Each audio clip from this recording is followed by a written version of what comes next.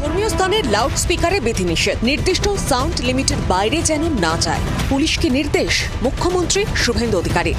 সূত্রের খবর, মুখ্যমন্ত্রীর বক্তব্য, ঈদ বা যে কোনো কমিউনিটির বিশেষ উৎসব ছাড়া রোজ রোজ মাইক বাজিয়ে সেই আওয়াজ সংশ্লিষ্ট প্রিমাইসের বাইরে গেলে আশেপাশে মানুষের অসুবিধে হয়। মাইকের আওয়াজ যেন সংশ্লিষ্ট ধর্মীয় প্রতিষ্ঠানের বাইরে না যায়। মুখ্যমন্ত্রীর এই উদ্যোগকে স্বাগত জানিয়েছে বিজেপি। দর্শক বন্ধুরা, ধর্মস্থানের রোজ রোজ বাজানো মাইকের আওয়াজে আশেপাশের মানুষের সমস্যা হয়, তাই ধর্মস্থানে বাজানো মাইকের আওয়াজ যেন ধর্মস্থানের বাইরে না যায়, অর্থাৎ কেবলমাত্র সেই আওয়াজ যেন সেই ধর্মস্থানের মধ্যে সীমাবদ্ধ থাকে, তেমনটাই আজ নির্দেশ দিলেন রাজ্যের নতুন মুখ্যমন্ত্রী শুভেন্দু অধিকারী রাজ্যের পুলিশ প্রশাসনকে। তা আপনারা দেখলেন। আচ্ছা, আমার একটা প্রশ্ন, কোন ধর্মস্থানে রোজ রোজ মাইক বাজে? না উনি তা স্পষ্ট করে না বললো, বা উনি ওই ঈদের আগে ছোট্ট করে দুর্গাপূজা শব্দটা জুড়ে দিল। আমরা তো আর ইউপি বিহারি নয় যে বুঝবো না এই পশ্চিমবাংলায় রোজ রোজ যেমন দুর্গাপূজা হয় না, তেমন রোজ রোজ ঈদও হয় না। এই পশ্চিমবাংলায় কেবলমাত্র রোজ রোজ একটাই ধর্মস্থানের আওয়াজ হয় বা একটাই ধর্মস্থানের আওয়াজ পাওয়া যায়, সেটা হচ্ছে মুসলমান বা সংখ্যালঘু সম্প্রদায়ের মসজিদের নামাজ পড়ার আজানের আওয়াজ। হ্যাঁ, উনি সেটাকেই তো ইন্ডিকেট করতে চেয়েছেন, অর্থাৎ ওনার কথার সারবত্তা, এক বাক্যে ওনার কথার সারবত্তা হলো মসজিদ থেকে মাইক খোলো। যে কাজটা আজ থেকে 5 বছর আগে যোগী আদিত্যনাথ উত্তরপ্রদেশে করেছিল, সেই কাজটা উনি ক্ষমতায় এসে আজ উত্তরপ্রদেশের সোনার বাংলাতে করে দেখালেন। এবং তার সঙ্গে সঙ্গে এই বর্তমান সরকার, ভারতীয় জনতা পার্টির সরকার ফরমান জারি করেছে, আগামী দিনে পশ্চিমবাংলার কোনো প্রকাশ্য খোলা রাস্তাতে নামাজ পড়া যাবে না। হ্যাঁ, সে ঈদের সময় রেড রোড হোক বা অন্য সময়, প্রকাশ্যে খোলা কোনো রাস্তায়, কোনো সড়কের উপরে, রাস্তার উপরে আর নামাজ পড়া যাবে না। মসজিদের ভিতরেই নামাজ পড়তে হবে, মসজিদের বাইরে নামাজ পড়া যাবে না। কিন্তু রামনবমীতে অস্ত্র হাতে উদ্দাম ডিজে বাজিয়ে ওনাদের রামচন্দ্রকে, কারণ আমাদের রামচন্দ্র তো মন্দিরে থাকে, মসজিদ দর্শন করতে বেরায় না, ওনাদের রামচন্দ্রকে উদ্দাম ডিজে বাজিয়ে অস্ত্র হাতে নৃত্য করতে করতে যে প্রসেশন মসজিদ দর্শন করাতে নিয়ে যায়, সেই প্রসেশন সম্পর্কে, সেই রামনবমী সম্পর্কে উনি কিচ্ছু বললেন না। তো যাই হোক, উনি এখন মুখ্যমন্ত্রী, উনি যেটাই বলবেন সেটাই অমূল্যবাণী। কিন্তু আমি একজন হিন্দু হয়ে, না ওনার মতো সনাতনী নয়, আমি একজন হিন্দু ব্রাহ্মণ বাড়ির সন্তান হয়ে আজ এই বিষয়টা নিয়ে এই কারণেই প্রতিবেদন করতে বসলাম, কারণ আমার জন্মের পর থেকে, যখন থেকে জ্ঞান হয়েছে তখন থেকে এই পশ্চিমবাংলায় এমন চিত্র আমরা দেখিনি, এই পশ্চিমবাংলায় এমন নির্দেশিকা আমরা শুনিনি। দেখেছি দাদু ভাইকে সকালবেলা মর্নিং ওয়াক যাওয়ার জন্য এই নামাজের ভোরের আজানকে অ্যালার্ম সেট করে মর্নিং ওয়াকে বেরাতে শুনেছি বা দেখেছি। আমার গ্রামের পড়ন্ত বিকালে নামাজের দূর মসজিদ থেকে ভেসে আসা আওয়াজ শুনে গ্রামের কৃষকদের বাড়ি ফিরতে। কিন্তু দাদু ভাইকে তো কখনো বলতে শুনিনি, দুধ চাই বড্ড জ্বালায় ওই মোল্লাদের আজানটা, বা কোনো গ্রামের হিন্দু কৃষককে কখনো তো বলতে দেখিনি বড্ড কান মাথা খায় মোল্লাদের ওই বারবার ঘ্যান ঘ্যান করা আজানটা।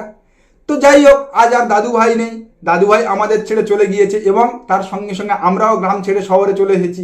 তাই জানি না আর গ্রামের কৃষকরা বিকালবেলা বা পড়ন্ত রোদের পরে ওই দূর থেকে ভেসে আসা আজানের আওয়াজ শুনে আর কাজ থামিয়ে বাড়ি ফেরে কিনা।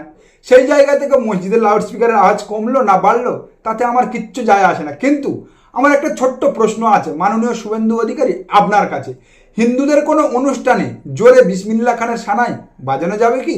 হ্যাঁ, উত্তরটা হুমায়ুন কবির বা নওশাদ সিদ্দিকী দিলেও চলবে, কারণ আজ রাজ্যের মুখ্যমন্ত্রী, নতুন মুখ্যমন্ত্রী শুভেন্দু অধিকারী এই নির্দেশিকা বা হুলিয়াজারির পরে তারা তো মুখে কুলুপ এঁটেছে, চুপ করে বসে আছে, র কাটেনি একটাও তাদের ওই সাদা চকচকে দাঁতে। नीट के मामले में सरकार अत्यंत गंभीर है। नीट पेपर लीक मामले में अब बीजेपी कनेक्शन सामने आया। खबर है कि बीजेपी नेता दिनेश बिंदवाल पेपर लीक माफिया है, जो परीक्षाओं की धांधली में शामिल रहा है। दिनेश ने पहले 30 लाख में नीट 2026 का पेपर खरीदा, फिर इसे कई लोगों को लाखों रुपए में बेच दिया और साथ ही सोशल मीडिया के कई ग्रुपों में फॉरवर्ड किया। না, এরপরেও বিজেপি নেতাদের চোর বলা যাবে না, দুর্নীতিগ্রস্ত বলা যাবে না, তাহলে ভীষণ গোসা হবে আমাদের এই পশ্চিমবাংলায় গজিয়ে ওঠা নতুন অন্ধভক্তিতে হাবুডুবু খাওয়া অন্ধ বাঙালিদের।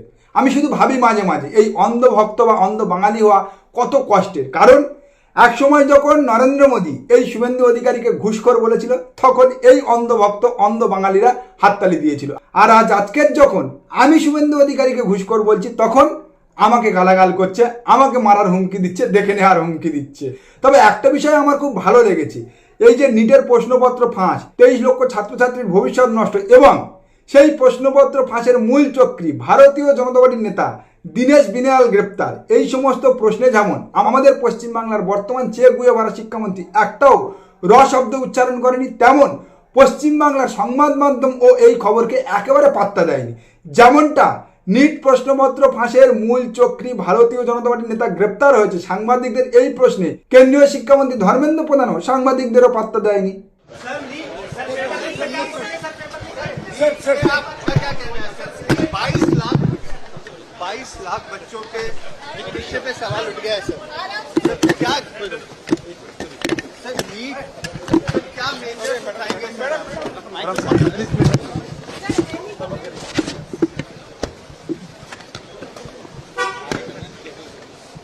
2021, 2024, 2026 তিনবার নিট প্রশ্নপত্র ফাঁস হয়েছে এবং তিনবার পরীক্ষা বাতিল হয়েছে। 2021-এ প্রশ্নপত্র ফাঁস হয়েছিল উত্তরপ্রদেশ থেকে, 2024-এ প্রশ্নপত্র ফাঁস হয়েছিল বিহার থেকে এবং 2026-এ ফাঁস হলো রাজস্থান থেকে। আর এই সবকটি ভারতীয় জনতা পার্টি শাসিত রাজ্য, ভারতীয় জনতা পার্টির ডবল ইঞ্জিন শাসিত রাজ্য। এবার একটু ভাবুন, এই একই ঘটনা যদি এই পশ্চিমবাংলায় হতো এবং শাসক দলের নাম যদি তৃণমূল কংগ্রেস হতো, তাহলে এতক্ষণে এই পশ্চিমবাংলায় ভারতীয় জনতা পার্টি, সুশীল সমাজ, বুদ্ধিজীবী, ওই সন্ধ্যাবেলা চ্যানেলে বসা পাউডার মাখা বিশ্লেষক এবং এই ঘণ্টাখানেক সঙ্গে চুমন অনুষ্ঠানগুলো কি না তেহেলকাটা মাচাতো। কিন্তু বর্তমানে তাদের মুখে কুলুপ। তারা এখন কি নিয়ে ব্যস্ত রয়েছে, কোন খবর দেখাতে ব্যস্ত রয়েছে? হুমায়ুন কবির মুখ্যমন্ত্রী শুভেন্দু অধিকারীকে মনোহারা খাওয়াবে বলেছে।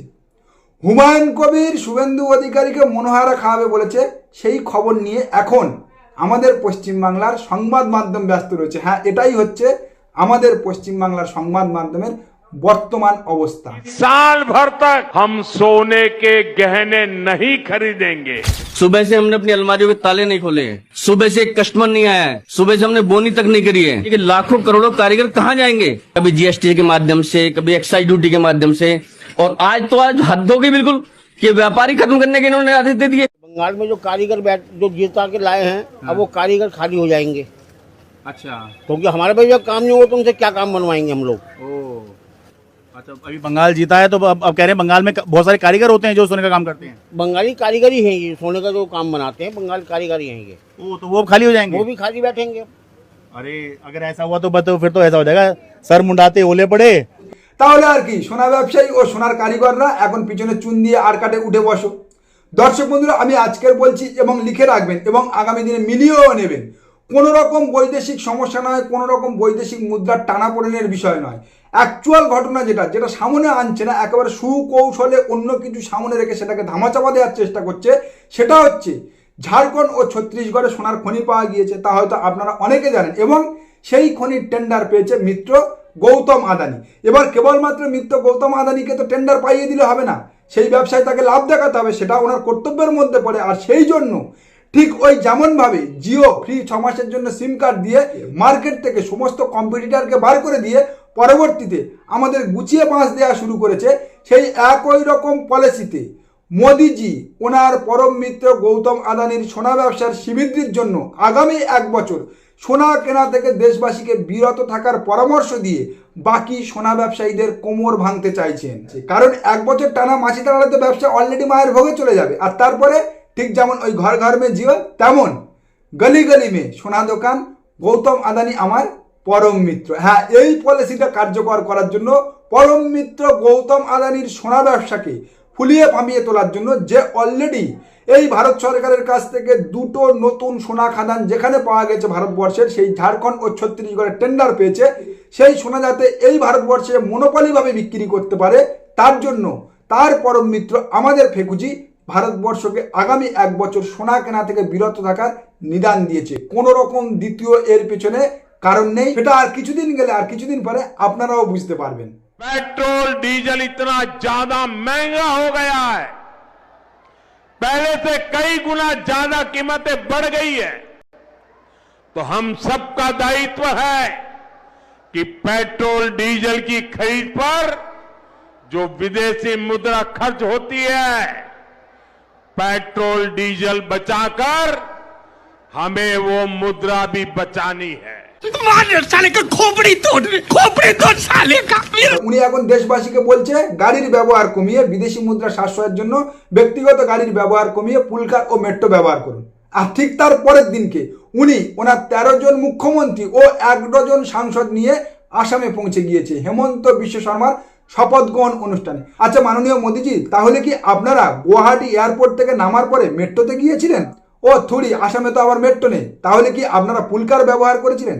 একটা আপাতমস্তক অশিক্ষিত, নির্লজ্জ, বেহায়া, মিথ্যাবাদী, হ্যাঁ প্যাথিক্যাল লায়ার, একজন আপাতমস্তক অশিক্ষিত মিথ্যাবাদী প্যাথিক্যাল লায়ার 140 কোটি ভারতবাসীর আত্মসম্মান আমেরিকার প্রেসিডেন্ট ডোনাল্ড ট্রাম্পের পায়ের তলায় বন্ধক দিয়ে এসে, কারণ না হলে আমেরিকার প্রেসিডেন্ট বারবার কেন দাবি করে যে আমি চাইলে 1 মিনিটে মোদিজির রাজনৈতিক কেরিয়ার শেষ করে দিতে পারি। জানি না এপস্টিন ফাইল ছাড়া আর কোন কোন অপকর্মের ওনার প্রমাণ রয়েছে এই ডোনাল্ড ট্রাম্পের হাতে, যে কারণে আজকে উনি আমাদের পরম মিত্র দেশ রাশিয়ার স্পেশাল ভর্তুকিতে তেল নেওয়ার আবেদন খারিজ করে আমেরিকা ভেনিজুয়েলা থেকে অতিরিক্ত ডলার দিয়ে তেল কিনছে। আর ওনার সেই অপকর্মের দায় ঢাকতে এবং ওনার সরকারের ব্যর্থতা ঢাকতে আজকে উনি দেশবাসীকে তেল সাশ্রয় করতে বলছে, মেট্রো ব্যবহারের নিদান দিচ্ছে, পুলকার ব্যবহারের জ্ঞান শোনাচ্ছে। शक्ति हमें ललकार रही है। कम से कम 1 साल के लिए हमें विदेशों में जाने की बातों को टालना चाहिए। प्रधानमंत्री नरेंद्र मोदी 15 मई से 20 मई तक विदेश यात्रा पर जा रहे हैं। अपने इस विदेशी दौरे पर वो नीदरलैंड, स्वीडन, नॉर्वे और इटली जाएंगे। इन देशों में गर्मी नहीं होगी, मौसम बेहद सुहाना होगा। হ্যাঁ, সবাই বিদেশ যাত্রা বন্ধ রাখবে আর উনি একাই কেবলমাত্র বিদেশ যাত্রা করবে, না হলে আবার কে কখন ওই এপস্টিন ফাইলের মতো ওনার উল্টোপাল্টা ছবি তুলে ওনাকে থ্রেট করবে। এত বড় নির্লজ্জ, বেহায়া, দোকান কাটা, মিথ্যাবাদী প্রধানমন্ত্রী না কেবলমাত্র আমার দেশ নয়, আমি অন্য কোনো দেশেও দেখিনি। কারণ উনি আজকের যে কথা নিজে বলেন, আগামীকাল, আগামী পরশু সেই কথাটার উল্টো কাজ উনি নিজে করেন। উনি বলছেন দেশবাসীকে সোনা কেনা বন্ধ রাখতে হবে, আর তার ফাঁকে উনি এই দেশের দুটো সোনার খনি ওনার পরম মিত্র গৌতম আদানির হাতে তুলে দিচ্ছেন, টেন্ডার পাস করে দিচ্ছেন। উনি বলছেন গাড়ি ব্যবহার কম করতে হবে, তেল সাশ্রয় করতে হবে। আর ঠিক তার পরের দিনকে উনি আসামের মুখ্যমন্ত্রী হেমন্ত বিশ্ব শর্মার শপথ গ্রহণ অনুষ্ঠানে ওনার 13টা রাজ্যের মুখ্যমন্ত্রী ও 1 ডজন কেন্দ্রীয় মন্ত্রীকে নিয়ে 246টা কনভয় ছুটিয়ে আসামে পৌঁছে গিয়েছে। তাই সে কারণে বলছি, এই আপাতমস্তক চিটিংবাজ মিথ্যাবাদীর কথায় কান দেবেন না। নিজের কাজ নিজে করুন, নিজের ব্যবসা নিজে দেখুন, নিজের ব্যবসা নিজের মতো করে চালান। কারণ আগামী দিনে উনি থাকবেন না, আমি থাকবো, আপনি থাকবে, আপনার ব্যবসা থাকবে। সেই জায়গা থেকে একটাই কথা, এখন উনি যতই ভাষণ দিক না কেন, একটাই কথা মাথায় রাখবেন, কুত্তা ভোঁকে হাজার, হাম চলে বাজার। নমস্কার, আজকের প্রতিবেদন এখানে শেষ করলাম। দেখা হচ্ছে আগামী কোনো প্রতিবেদনে।